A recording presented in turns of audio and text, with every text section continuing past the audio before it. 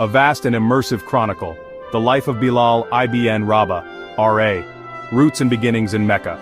Bilal ibn Rabah was born around 580 CE in Mecca, in the region of Hejaz. Though his mother Hamama was an Abyssinian princess enslaved after the Year of the Elephant, accounts differ regarding his father Rabah's heritage. Some describe him as an Arab, others as Abyssinian. Either way, Bilal's status as a slave was inherited through his mother under Meccan custom.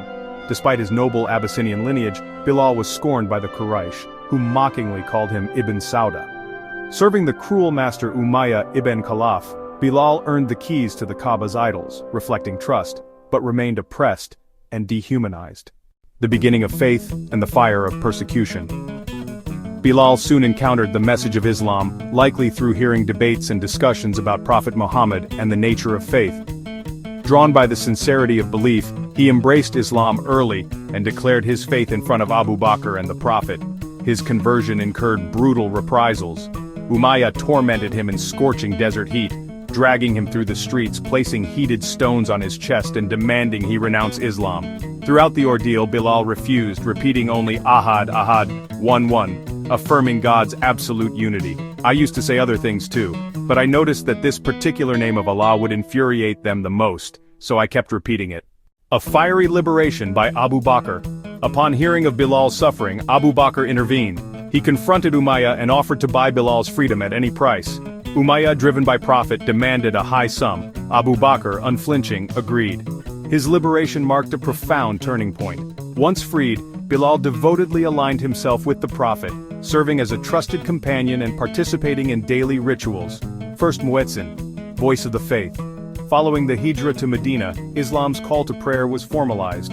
Abdullah ibn Zayd reported a dream of a method which Prophet Muhammad confirmed and asked Bilal to deliver because of the beauty and clarity of his voice. Holy struggles and spiritual duties. Bilal continued to distinguish himself through participation in major battles, Badr, Uhud, and the Trench, where he sometimes bore the Prophet's spear with honor. Triumph of faith, the conquest of Mecca. In 630 CE, Islam returned victoriously to Mecca. Prophet Muhammad ordered the destruction of idols and commanded Bilal to ascend the Kaaba and make the first adhan from its highest point. Grief and transition, after the Prophet's passing.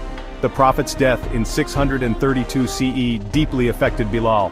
On attempting to call the adhan, he could not complete, his tears overwhelming him upon mentioning the Prophet's name. Final years in Syria and death.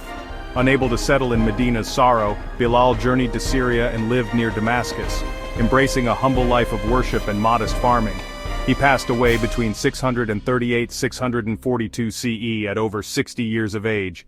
He is buried in Bab al-Sagir Cemetery in Damascus. A legacy of faith and equality. Bilal's life stands as a powerful testament to Islam's core values: unwavering faith despite torture, the rejection of racism and social hierarchy, the enduring resonance of the adhan, which still echoes worldwide, a living memorial to the first muezzin. A touching reflection from Reddit encapsulates the timeless impact. There is something about Bilal Ray. He bore some of the worst tortures. He would just bear it patiently while declaring Ahad.